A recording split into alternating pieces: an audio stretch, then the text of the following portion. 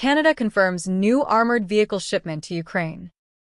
Canada, on February 24, 2026, announced a new package of military assistance to Ukraine that includes the donation of more than 400 armored vehicles and the extension of its military training mission, Operation UNIFIER, for an additional 3 years, the Canadian government said in a joint statement released in Ottawa.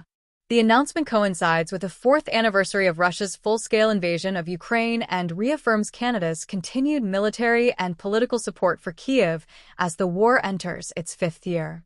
Canadian officials said the new measures are intended to strengthen Ukraine's defense capabilities and respond directly to operational needs on the battlefield. Minister of National Defense David J.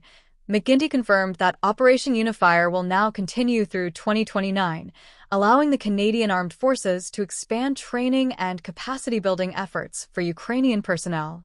The government stated that the renewed mandate will increase the number of Canadian Armed Forces members assigned to the mission, providing greater flexibility to adapt to evolving operational requirements. As partners, we must continue taking necessary steps to strengthen Ukraine's negotiating position, the statement said. This requires agile, focused military assistance that responds directly to operational requirements on the battlefield.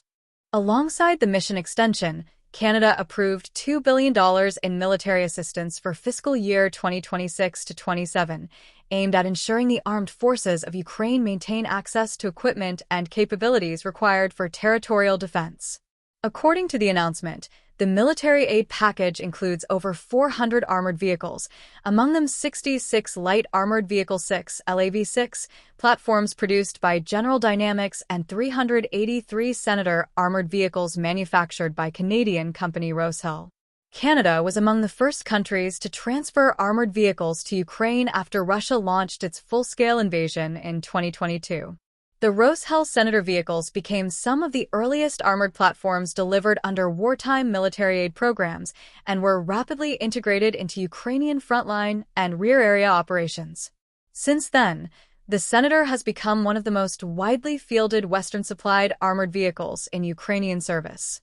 Rosehill Chief Executive Officer Roman Shimonov said the company has delivered more than 2,000 Senator armored vehicles to Ukraine since the beginning of the invasion, making the platform one of the most numerous armored mobility assets supplied by international partners.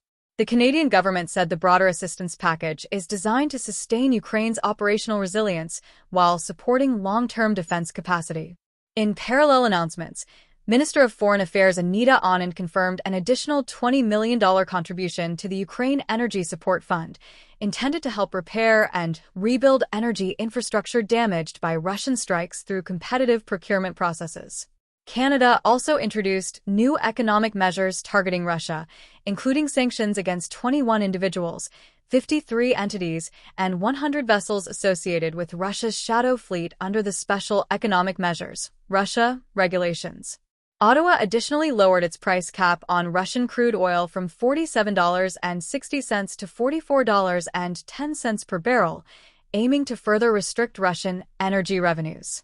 The Canadian government said the sanctions are intended to increase economic pressure by targeting financial enablers, cryptocurrency infrastructure, and sectors linked to Russia's military-industrial base, including drone production and artificial intelligence systems. The Senator armored vehicle, produced by Rosehill in Canada, is a protected mobility platform designed for troop transport, casualty evacuation, reconnaissance, and patrol missions.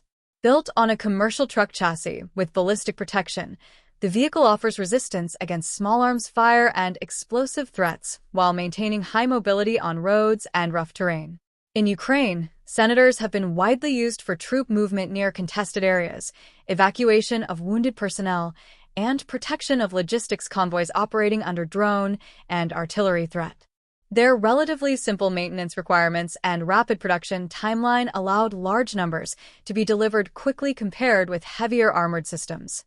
The LAV-6 vehicles included in the new package represent a heavier category of armored platform, offering increased protection, firepower integration options, and battlefield mobility suited for mechanized operations.